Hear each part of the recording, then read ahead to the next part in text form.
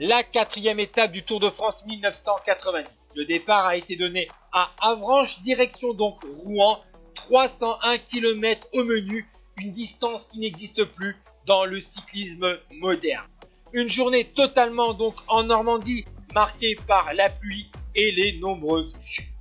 Le début de la course a été animé par une échappée de 7 coureurs, qui a obtenu jusqu'à 5 minutes et 40 secondes d'avance sur le peloton, avec des coureurs comme Colotti, Cornier, Stevie, Tolu, Perini, Lauritsen et Menders.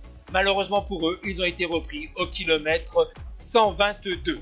Au kilomètre 124, à Villers-Bocage, on signale l'abandon d'un prétendant à la victoire finale. Il s'agit de Laurent Fignon. Il avait perdu du temps lors de l'étape de la veille avec des douleurs au mollet. Le coureur français a décidé de quitter le Tour de France. D'ailleurs, au kilomètre 228, le vainqueur de la Vuelta, Marco Giovannetti, va faire de même.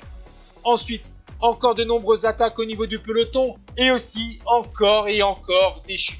Avec cette fois-ci le champion de France, ancien vainqueur de la Vuelta, Eric Caritou, mais il va bien sûr repartir.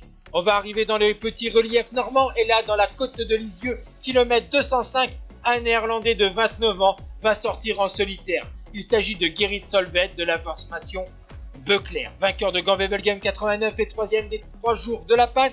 Il va obtenir jusqu'à 4 minutes 45 d'avance sur le peloton, tandis que Dimitri Konichev, le soviétique, va sortir tout seul, mais il va être repris par ce peloton.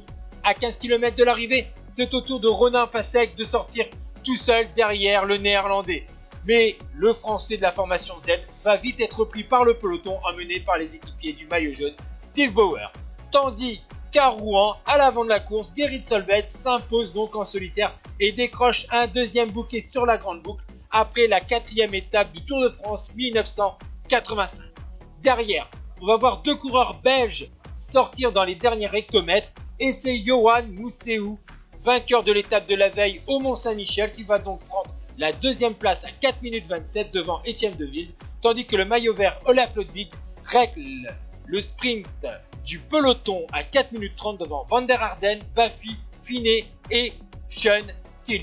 Du côté du classement général, Steve Bauer reste en jaune devant Ronan Passek, Franz Maassen, Claudio Capucci et Gerrit Solveig qui remontent à la 5e place à 7 minutes et 26 secondes. Ciao tout le monde!